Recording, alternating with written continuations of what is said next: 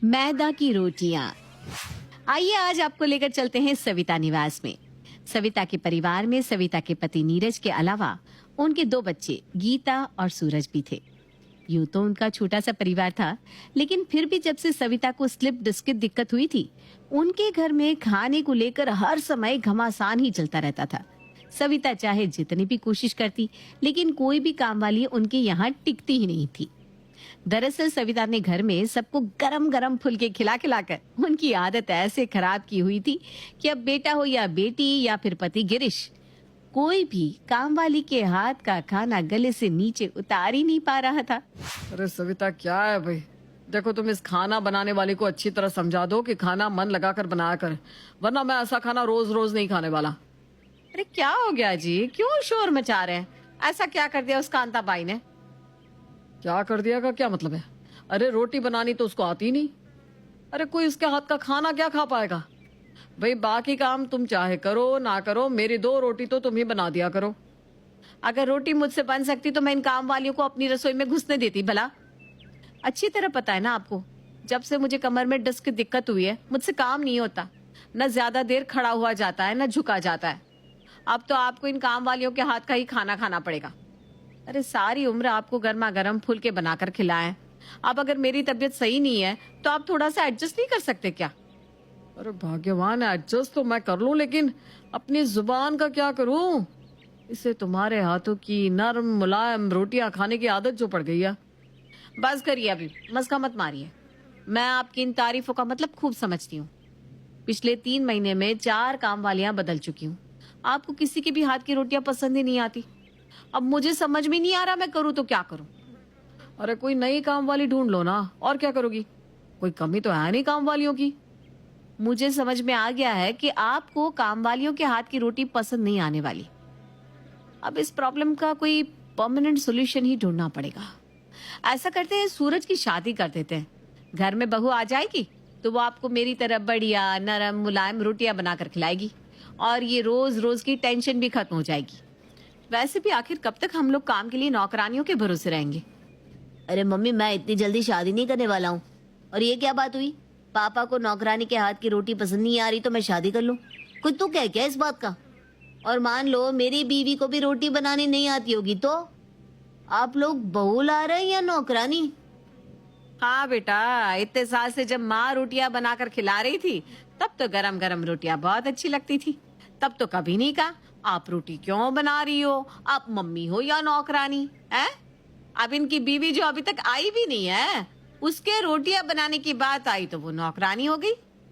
बेटा ये तो सदियों से चली आ रही रीत है हमारे देश की। औरत चांद पर भी पहुंच जाएगी ना, तब भी घर आकर खाना तो बनाएगी ही। अब मुझे ना ज्यादा 3-5 नहीं चाहिए। जैसे हमने जीवन भर घर संभाला है, हम बहू भी ऐसी लेकर आएंगे जो आकर हमारा घर संभाले। हमें नहीं चाहिए रॉकेट चलाने वाली बहू। हमें तो बस घर चलाने वाली मिल जाए तो ये काम वालियों की रोज रोज की चिक चिक खत्म हो जाए। बेचारा सूरज विरोध तो बहुत करता है, लेकिन माँ सविता के आगे उसकी एक नहीं चलती।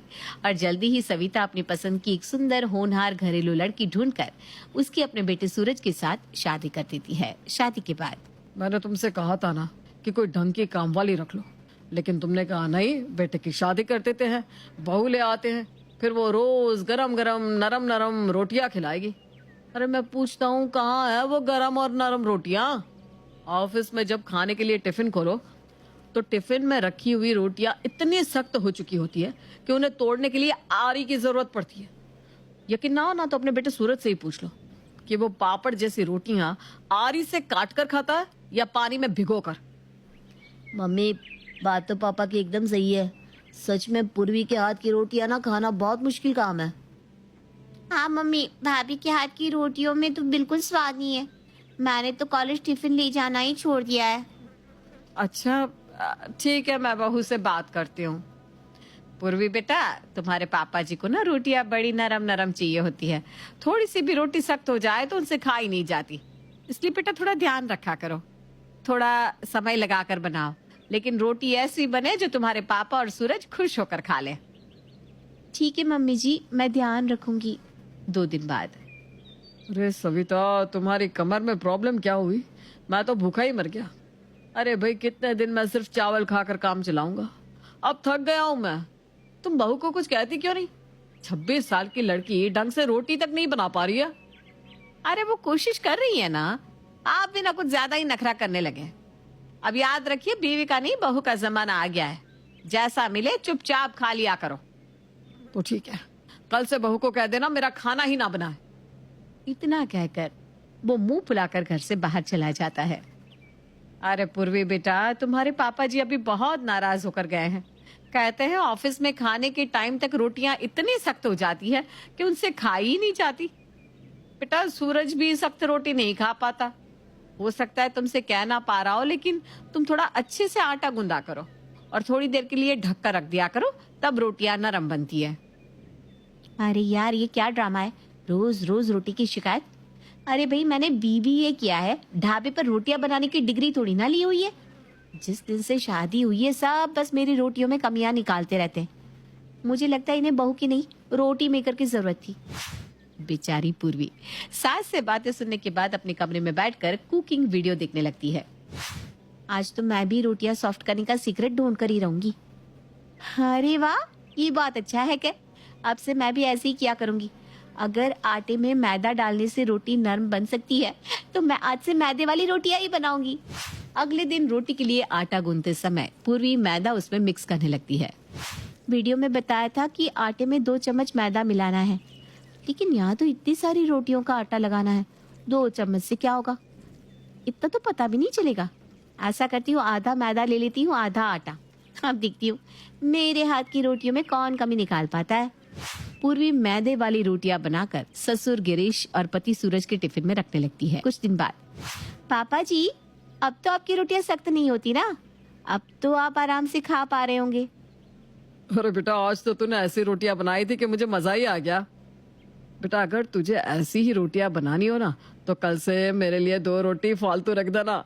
इतनी नरम मुलायम रोटियां खाकर 3 रोटी में मेरा काम नहीं चलता।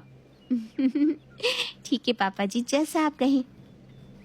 मैं ना कहती थी, अभी नई नई बहू है, शुरुआत में कोई भी काम करने में समय तो लगता ही है। अब आप ही देख लो, ऐसा हाथ सेट हुआ है बहू का कि मेरी बहू के हाथ की रोटियां खाकर कोई भी वाह वाह किए बिना नहीं रह सकता। हाँ मम्मी, रोटियां खाकर तो आज ऑफिस में मेरे दोस्त भी तारीफ कर रहे थे। कह रहे थे इतनी सुंदर सफेद सफेद नरम रोटियां देखकर तो मुंह में पानी आ रहा है। भाई पूर्वी, तुम तो बिल्कुल छा गई। वैसे ऐसा कौन सा मंत्र मारा तुमने कि अचानक से इतनी बढ़िया A1 रोटियां बनाना सीख गई? अभी तो कुछ दिन पहले तुम कह रही थी कि चूंकि तुमने मायके में कभी रोटी नहीं बनाई इसलिए तुम्हारे हाथ से सॉफ्ट रोटी नहीं बन पाती। हाँ, तो तब नहीं बना पाती थी, अब बन जाती है, बस और क्या। सूरज को पूर्वी की इस बात से हैरानी तो बहुत हुई थी, लेकिन फिर भी चूंकि घर में सबको अब पूर्वी के हाथ की रोटियां पसंद आ रही थी, इसलिए वो भी बात को ज्यादा तुल नहीं दे रहा था। हर रोज की तरह पूर्वी सबके लिए रोटियां बनाती और सभी लोग खुशी खुशी खा भी लेते। धीरे धीरे कई महीने बीत गए। वैसे तो घर में सभी लोग बहुत खुश थे, लेकिन एक बात थी जिसके लिए सभी परेशान थे। घर में सभी का वजन लगातार बढ़ता ही जा रहा था। अरे यार पूर्वी, आजकल मेरा डाइजेशन कुछ सही नहीं रहता। पता नहीं, ऐसा लगता है जो भी खाओ हजम ही नहीं हो रहा, जबकि मैं तो कभी बाहर का खाना भी नहीं खाता। अब घर का बना खाकर भी बंदे का हाजमा खराब हो जाए तो इससे बुरा क्या होगा। अरे तो हाजमुला खा लो ना, आपका हाजमा दुरुस्त हो जाएगा। नहीं नहीं यार, हाजमुला से कुछ नहीं हो रहा। पता नहीं मेरा वजन बढ़ता ही जा रहा है। लगता है कोई बीमारी हो गई है मुझे। क्या अनाप शनाप बातें करते हैं आप भी। बीमार हो आपके दुश्मन, आपको कुछ नहीं होगा। वजन बढ़ने से क्या होता है? देखो, वजन तो मेरा भी बढ़ गया है और मम्मी जी पापा जी का भी तो बढ़ गया है, तो क्या सब बीमार है यहाँ? ये तुमने राशन मंगाने के लिए लिस्ट दी है ना, इसमें लिखा है 5 किलो मैदा। पिछले कई महीने से मैं तुम्हें ऐसे ही मैदा ला कर दे रहा हूँ। अरे भैया, करती क्या हो इतने मैदे का? पकवान तो तुमने एक भी दिन बनाकर नहीं खिलाया। अरे ये मैदा ही तो है जो मैं आटे में मिक्स करके रोटियां बनाती हूँ, तभी तो रोटियां इतनी नरम और मुलायम बनती है, जिसे खाकर आप सब खुश हो जाते हो। क्या कहा? तुम मैदा मिलाकर रोटियां बनाती हो हमारे लिए? तभी मैं सोचूं अचानक से घर में सबका वजन क्यों बढ़ रहा है, और इसी कारण मेरा पेट खराब रहने लगा है। अरे यार, तुम पढ़ी लिखी हो कि अनपढ़ गवार हो? रोज मैदा कौन खाता है? अगर तुम्हारा ऐसे ही चलता रहा ना तो बहुत जल्दी तुम हमें अस्पताल पहुंचा दोगी। अच्छा, और जब मैं इतनी मेहनत से गेहूं की रोटियां बनाती थी तो आप सब लोग मुझे ताना मारा करते थे। अरे कोई कितने दिन तक सुनेगा आप लोगों की बातें। आप लोगों की बातों से तंग आकर मैंने YouTube पर सॉफ्ट रोटी बनाने की एक ट्रिक देखी और फिर उसके बाद उसी ट्रिक से मैं आप लोगों के लिए खाना बनाने लगी। अरे महारानी, हाथ जुड़वा लो, हमें नहीं खानी ऐसी सॉफ्ट रोटियां जिसे खाकर कुछ दिनों में हमें घर की जगह अस्पताल में रहना पड़े। तुम तो हमारे लिए वही आटे की सख्त रोटियां बना दिया करो, हम उन्हें आरी से काट कर खा लिया करेंगे और चू तक नहीं करेंगे। लेकिन ये मैदे की सॉफ्ट रोटी खिलाकर हम पर अब और एहसान मत करना। सूरज घर में बाकी लोगों को भी मैदे की रोटियों का राज बता देता है और उस दिन के बाद घर में रोटियों की शिकायत करने की हिम्मत कोई नहीं दिखाता।